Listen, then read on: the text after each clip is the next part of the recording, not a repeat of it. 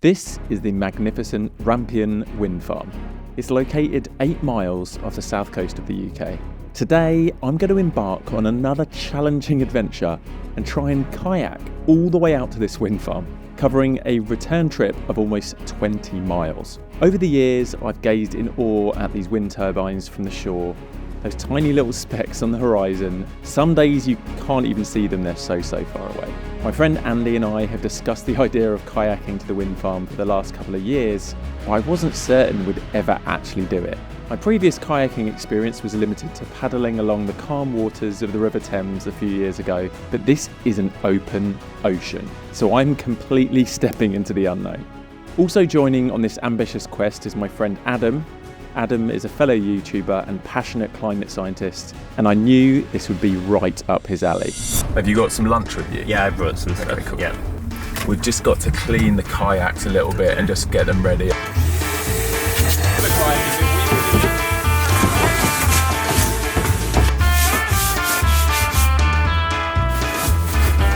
I meant to do this yesterday before we left today, but ran out of time.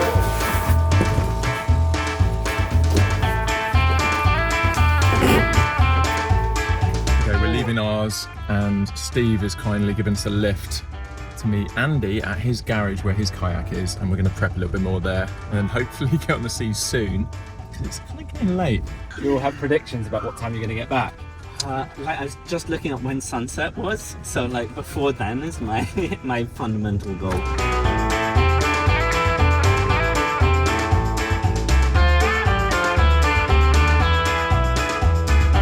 Just talking about contingency plans in case everything goes disastrously. Steve's here as a backup. Just figured out a plan of how to come and get you worst case scenario. Yeah, almost forgot the paddles. Luckily remembered. I think if you make an assessment, maybe we set a time. Well, exactly. I think the first thing is let's see how. Yeah, worst case scenario, we don't make it all the way. I think. We're 2 miles out and it's taken us 2 hours. Yeah. You're quite happy to turn around and come back. Yeah. I think we say the latest we want to get back is 6. Yeah. And if we know we're going to get there much later than 6, like 7 or 8, then we set, maybe so it's not worth doing. Right, we're just doing a little bit of last minute training. I feel like my supportive parent.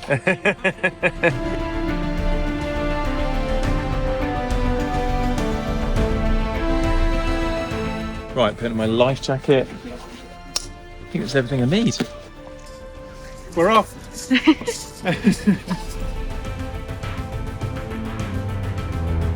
Raya has come to see us off and Neo.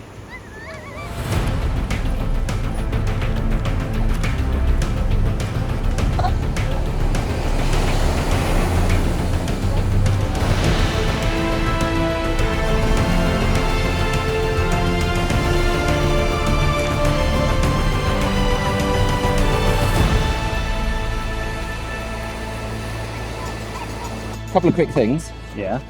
Obviously stick together. Secondly, the boat is heading towards us. The rules of the road. Yeah. You both turn right to your right. Yeah. Because otherwise you both do the same thing and you carry on heading to, and then it's like left, right, left, right. Just be careful not to hit the camera with your paddle. And if you're finding it does feel like it's in the way, we can just take it off and just use it when we need it. I've got this really at over 3 miles an hour. Now. Yeah? Oh, easy. I think we'll find our stride as well. I've got it at 4 miles an hour. So this is 4 miles an hour. I think so. Can we keep this up for 2 hours? Yeah, easy. I think that pace is a bit fast. I think you find the more you just practice paddling, it actually will become easier. Yeah. Because you're just kind of working on the technique at the moment. Yeah. It would be good to stay together till then. Yeah, that's fine.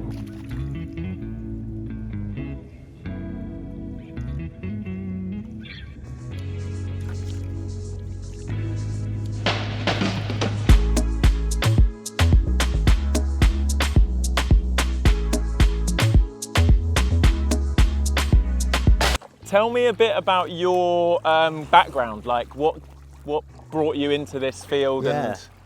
So my background, first I studied physics and I thought, oh, maybe I'd be a theoretical physicist one day. Yeah. And I was like, no, I quite like to learn about something which relates to humans a lot more. Yeah. And so I ended up getting into atmospheric physics, which is the physics of climate change. So I did a PhD at Oxford, and then while I was doing all that, I was meeting like incredible scientists all around the world, doing amazing research.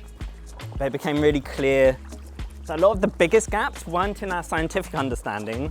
They were gaps between science we already had and we already have, and like what we're actually doing about that science. So implementing the science that Exactly. we've proved to be effective. Yeah, and so I really, at that point, kind of decided I wanted to get into communication. Yeah. And so, yeah, now I spend a lot of my time talking about climate research rather than doing the climate research myself. I think something that unfortunately is working against what you're doing is often these big corporations that it's like not in their interest for people to understand how clear the science is. Yeah, for sure. Whether it's the big oil companies or basically any big corporation that's profiting from keeping things the way they are. I'm very kind of like optimistic and hopeful, and I think part of me hopes that kind of the better side of humanity push us in the right direction rather than us getting too screwed over by kind of the selfish, greedy side of humanity, you know?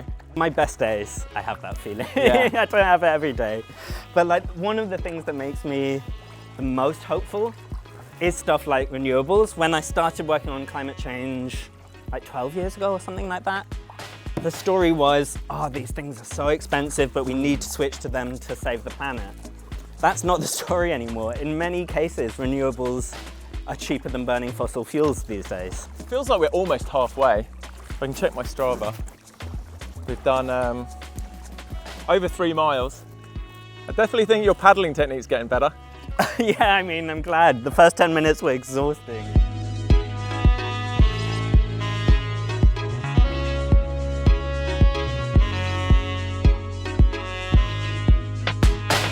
We are about halfway to the wind farm. Feeling good.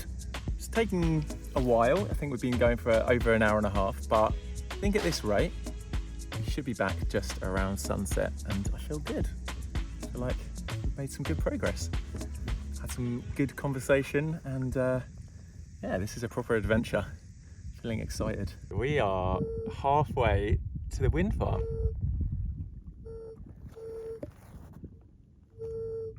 We are quite far from the coast. Feels like we're halfway. Looks about halfway. So, do you know much about this specific wind farm?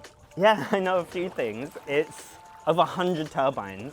Okay. Like here it looks like just, I don't know, like there's a lot.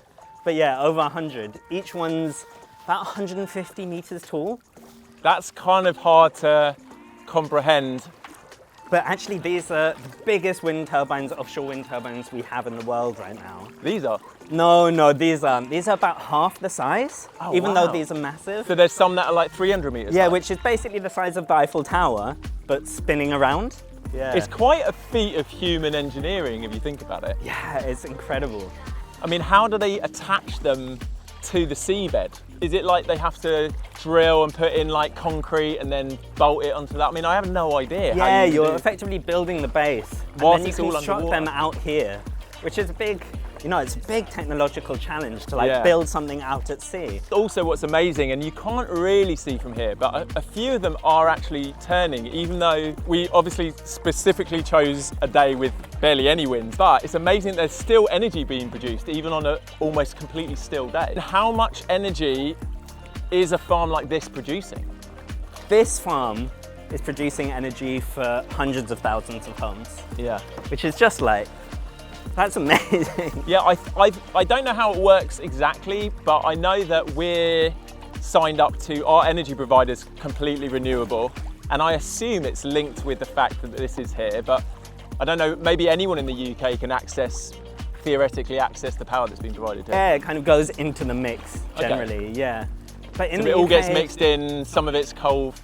Yeah, coal. actually coal is barely anything. Coal is at its lowest level in the UK for like, basically since the Industrial Revolution. Wow. It's So really what's, like do you dropped know off. what the UK percentage-wise of like how how much Yeah. energy is produced renewable and all that? So wind on its own is now about a quarter of the Wow, UK that's more than I would have electricity.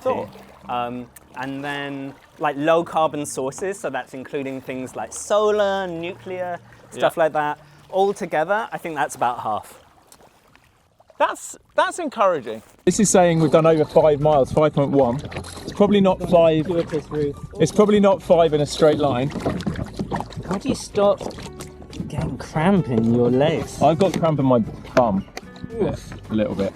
So yeah, we need to pick up the speed a bit, if that's accurate. But again, that's included all the stoppage at the beginning for 10 minutes. We've done 5.1, but we've probably got 9 miles to do. Yeah. Do you want one of these? Yeah. And there's a little snappy thing here. Yeah. Lovely. Right, we've done 5 miles. We've just stopped for a little refreshment and break, just to kind of recharge a little bit. I think we're going to keep going and see if we can get there, which is 3 more miles. There's also this very, very tiny boat just heading towards us. I don't know what's going on. Hello.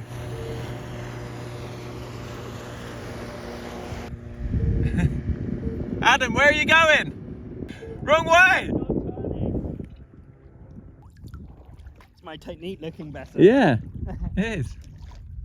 Is it feeling less strenuous? Yeah, it feels less strenuous. I thought my shoulder was going to fall out of its socket. For me, sometimes the challenge with the climate movement is it's very kind of negative and like it's kind of off-putting for me personally, like a lot of the kind of extreme climate activists. I understand the urgency and the motivation, but I feel like I like coming from it from a positive, like we can solve this, hopeful angle, even if it's a bit not. I'm a bit naive sometimes. Well, I mean, the truth is we need everything. You know, like for some people, standing in the middle of the street and shouting is going to be the way that makes sense for them to do this. But like, that's not your thing. That doesn't. You know, there's no one kind of activism. There's no one way to lower your emissions. There's no one way to talk about this. So find the way that works for you, I say. The way I see it is there's like a 3-pronged attack. And correct me if you disagree, or whether you think. I'm really curious what the 3 prongs are now. So I think the 3 prongs are like personal responsibility to make the choices in your day-to-day life which are as least damaging to the environment as you can. So yeah, either look, you know, if you have to have a car, trying to get an electric one or a hybrid. If you can cycle or walk places or use public transport, amazing. Your diet, for me, I went vegan. Like, I went plant-based initially for the environment, and then I think it's become more of an ethical choice. Yeah, it's exactly the same. I'm like vegan slash vegetarian, and it's the same for me. It's like, at first it was an environmental decision, and then I thought more and more about, and I think the environmental aspect is amazing to know, just the choices we make and what we consume, whether it's food or just other products, you know.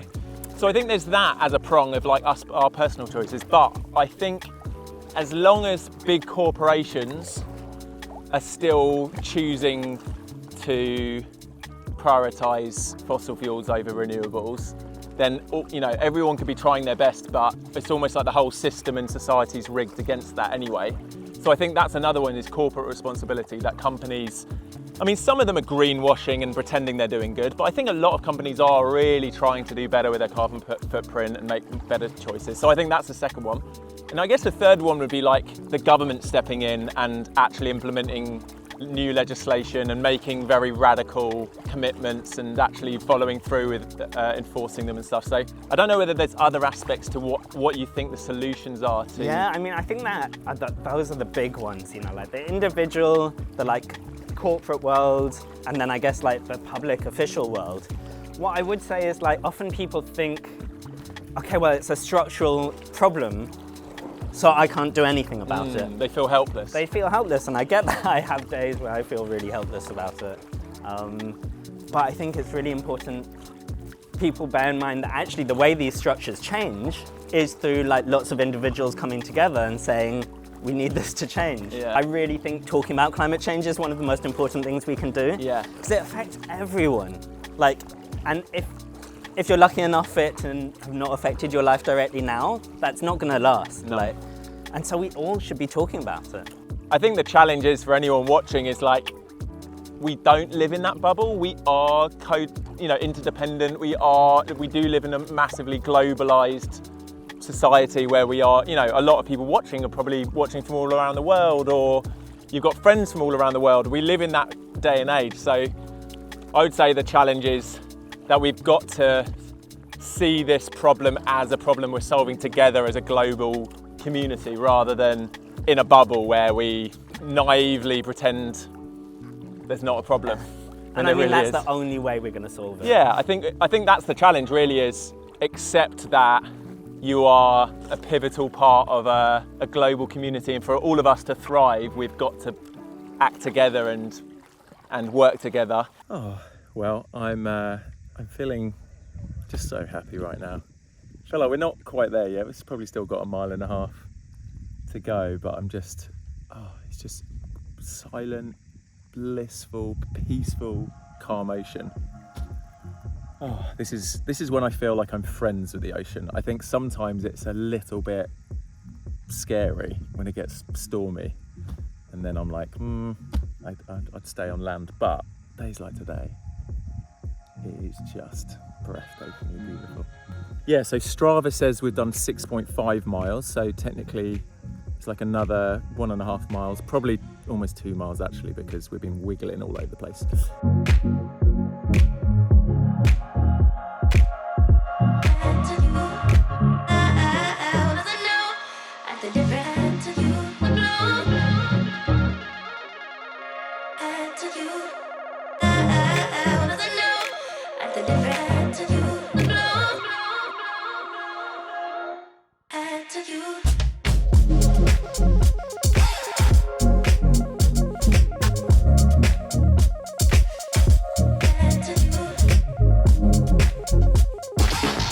The closer we get to the wind turbines, the further they're seeming to go. It's like very hard to gauge the distance. I feel like we're very close now, but we still might be 1/2 mile away, I don't know. But Adam's feeling it. He's, running out of energy. I'm feeling like I could stop for lunch for sure. We're very close now. Yeah, check it out.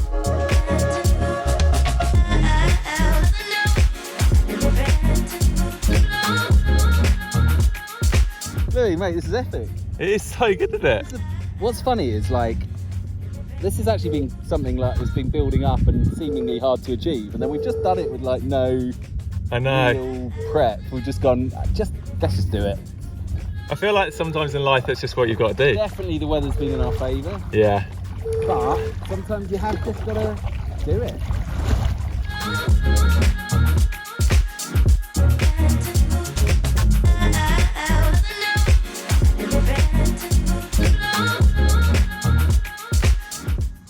This is really high. Okay, we are getting close now. We're almost touching the first wind turbine. We're definitely within the wind farm. We're going to anchor up here somehow and grab some lunch. This is overwhelming. It's kind of giving me vertigo. It's just massive. I'm actually feeling dizzy looking up at it. Just chilling We made it. at the wind I farm. don't know whether I'm more excited for lunch or more excited that we made it to the wind farm. Probably both, equally. The shore's only, 10 miles that way. Look at Andy next to it. It's just huge. Ah. I can tell you're struggling, Adam, because you've gone silent. Yeah, all my concentration was just on moving. You're doing so good, man. Almost there. I'm in the shadow of the wind turbine. Andy, do you think we can tie a rope to it to anchor ourselves? Or is that naughty? But I'm wondering if we're going to wait for half an hour, whether we just let the drift take us half an hour. But won't it be pushing us down the coast? Yeah, but back. We don't want to end up in like Rottingdale or... Yeah, we'll end up in Rottingdean. Yeah. I think if we can stop for lunch now, I think that'll be nice. Yeah, so let's draft it up and we'll wait for that one. Oh, you don't think just anchor here for a sec? It actually might be nice being in the shade as well,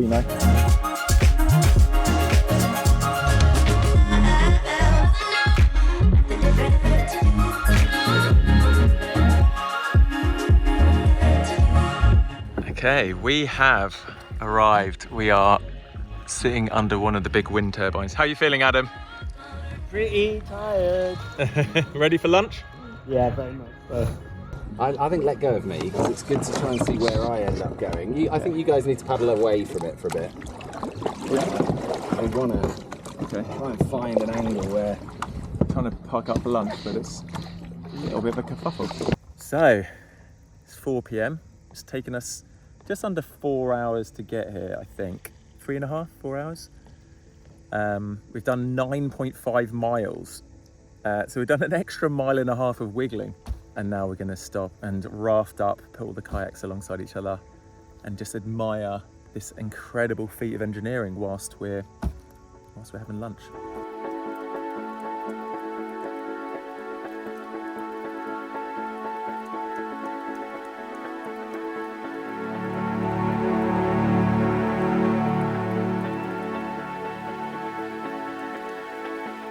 You can't really understand how far that is, but that's 9.5 miles away, or well, maybe a little bit less, but it's pretty wild, isn't it? Although we're only halfway, I feel a big sense of achievement. Huge. How are you? How are you we feeling? didn't need the skirts. There wasn't enough. No. Can you I help get this back on? Oh yeah, yeah, sure.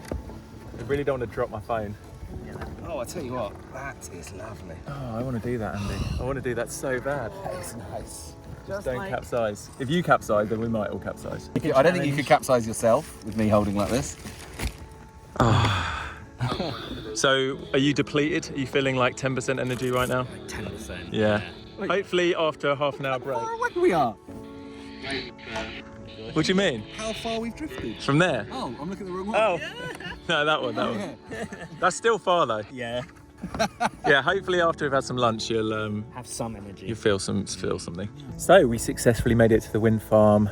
It was amazing, admiring just the immense feat of engineering, and yeah, what's powering a big chunk of the homes here in Brighton and Hove. Like, it's really cool to see them out here just peacefully, silently turning and generating electricity for us to enjoy, to power our lives. We've also powered ourselves up, had a nice little lunch break, and we are going to start paddling back now. Originally, we were adamant we had to get back before sunset, but I think that is incredibly ambitious because it is 10 to 5. The sun sets in an hour and 40 minutes, and it's going to be, realistically, I think a 3-hour paddle back. So we're going to be paddling back in the dark with torches, probably. A very strange thing has happened. My hand is cramped. In this position, I cannot straighten my middle finger. And they say cramping is related to like not having enough salt or whatever, or electrolytes. So I've just drank some electrolytes, but oh my goodness, that was really painful. I've never cramped in my hand like that. Probably holding onto the paddle too hard because I was just trying to catch up with those guys. That was mental.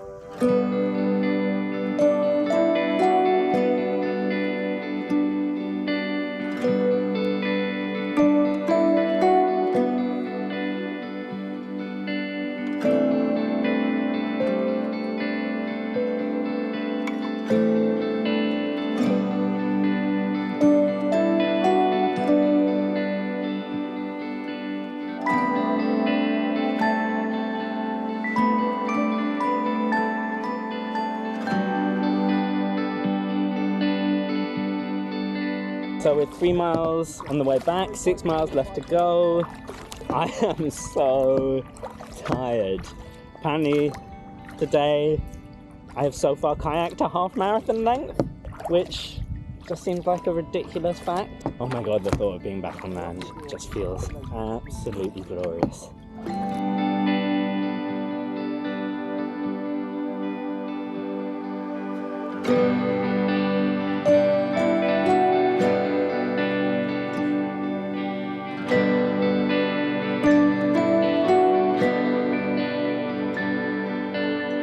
Bit of progress. We've still got like 6 miles to get back to shore. Right now I'm just in the best mood ever, feeling very happy with life, loving the sunshine, enjoying what we're doing. But I am aware as soon as the sun dips, we could be in a little bit of trouble, just because it's going to get cold. We're going to have to get our lights out and stuff like that, so a little nervous.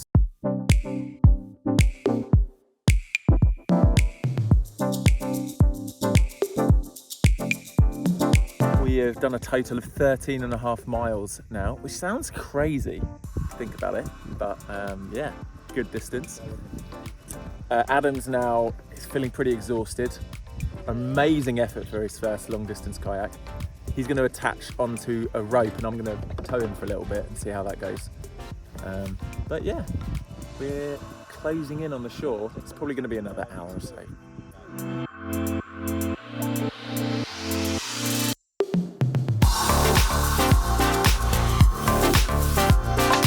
We just heard a massive splash behind us. Yeah, well, I think it's dolphins. Hopefully they come this way though. We need like an underwater dolphin attracting sonar thing. How you doing back there? I'm having the time of my life. You loving it? Raya just messaged. She's like, are you close? No, not really. We're still 4 miles from the shore. The sun is moments from setting. So we could be out here as it's kind of getting darker through dusk for another hour. I'm going to try and keep ploughing on, but we might need to put our lights on our kayak so people can see us. This was not the original plan. This is what we were trying to avoid, but it was kind of inevitable.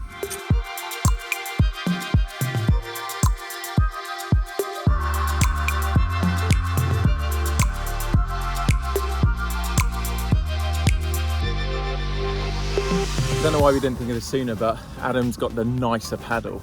So we're going to switch over. This one's curved. This one's much nicer to grip onto. The sun is setting. Yeah, we need to get the lights out, don't we? 4 miles offshore is also a terrible time to capsize. Why are you talking about capsizing? Okay, Andy's head torch doesn't work. I've got a light, Andy. I don't know how long it's going to last, but let's get it out because it's a nice bright one. The sun has officially set and we're scrambling a little bit. We've only got one light working between us. Good. So Andy's just taken over towing Adam for a little bit. And we've still got 3.5 miles to the shore. I think the way I'm going to stay warm is paddling really fast. Hopefully only an hour to go, but we'll see. We've got 1.6 miles until we get to the shore. It's pretty pitch black now. And yeah, it's 7:15. We're definitely going to be back before 8. Yeah, this was not the plan. It's very dark, can't really see anything. Thankfully bought this torch, but yeah, we need to get back to the shore really quickly because you don't want to be out at sea at night. Oh. It is probably 7:30 and it's getting dark. It's getting really dark. We've just put these lights on so people can see us. We have 1 mile till we get to the shore, which I think we can do in 20-25 minutes, potentially. Maybe half an hour. And then we're home. I'm just taking over from towing. I need the toilet though. I haven't peed since we left. Like, when did we leave? 8 hours ago. Louis, it's not easy. You want to run with the wave and then you want to paddle, paddle, paddle and don't let it turn you. Don't let it turn you. And keep coming, keep coming. Paddle again. Paddle again, paddle again, paddle again. No, keep paddling. Yeah, that's it. Oh no, it's yeah, it's Adam that I'm worried about. Ready? Go. Okay, wave's coming. We did it.